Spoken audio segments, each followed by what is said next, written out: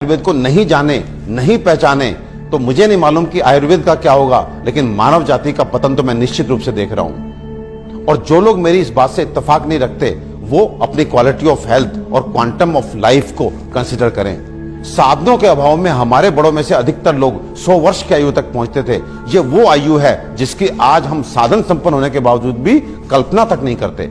और मैं एक बार आपसे पूछना चाहता हूं कि ये जो मॉडर्न साइंस है ये किस तरह का इलाज कर रही है कि आपको यदि शुगर हो गया तो आप दवाई खाइए, कब तक? जिंदगी भर। आपको ब्लड प्रेशर हो गया, आप दवाई खाइए, कब तक? जिंदगी भर। आपको थायराइड हो गया, आप दवाई खाइए, कब तक?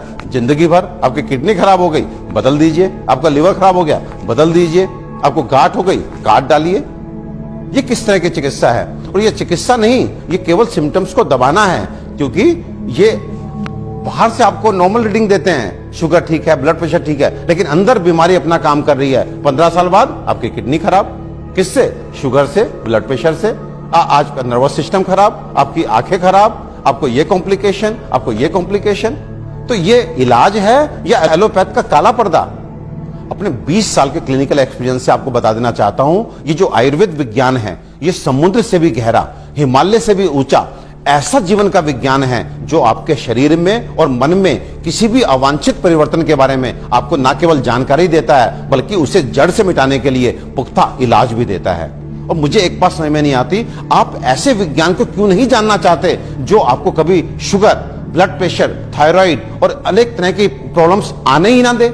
और यदि दुर्भाग्य से आ गई, आपके जेनेटिक कॉम्पोजिशन इस तरह का है कि आपको ये बीमारियां लग जाती हैं, तो इनसे कैसे आप बचे रहें और कैसे आप ठीक हो सकते हैं, इसके बारे में भी पुख्ता जानकारी दे। मित्रों, आयुर्वेद सबसे पहले स्वस्थस्य स्वास्थ्य रक्षणम के लिए आपको ऋतुओं के हिसाब से आपको क्या खाना चाहिए, क्या पीना चाहिए, किस तरह की जीवनचर्या आपकी होनी चाहिए, ये सब सिखाता है। और उसके बाद अनफॉर्चुनेटली यदि आप बीमार पड़ते हैं तो यहां पर लाखों दवाओं का वर्णन है, जिसमें आपकी काष्ठ औषधियां यानी कि जड़ी बूटियों से बनी औषधियां, आपके मिनरल्स यानी कि खनिजों से बनी औषधियां, रस औषधियां, इतनी सारी औषधियों का वर्णन है जो आपके उन बीमारियों के लिए भी आपको इलाज देती हैं जिसमें आज का मॉडर्न साइंस जो है अपने हाथ खड़ा कर देता है। आज फैली किसी भी विषाणु जनित बीमारी के लिए वेंटिलेटर्स का इंतजाम मॉडर्न साइंस करता है। केवल किस लिए?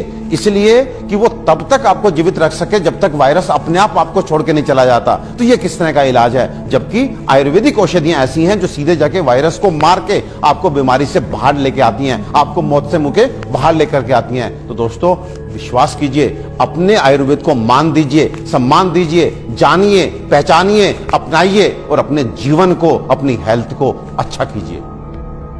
आयुर्वेद का इलाज ना तो धीमा है और ना ही लंबा, बल्कि यह रोगों को जड़ से खत्म करता है। आधुनिक सर्जरी दुनिया को आयुर्वेद की ही देन है।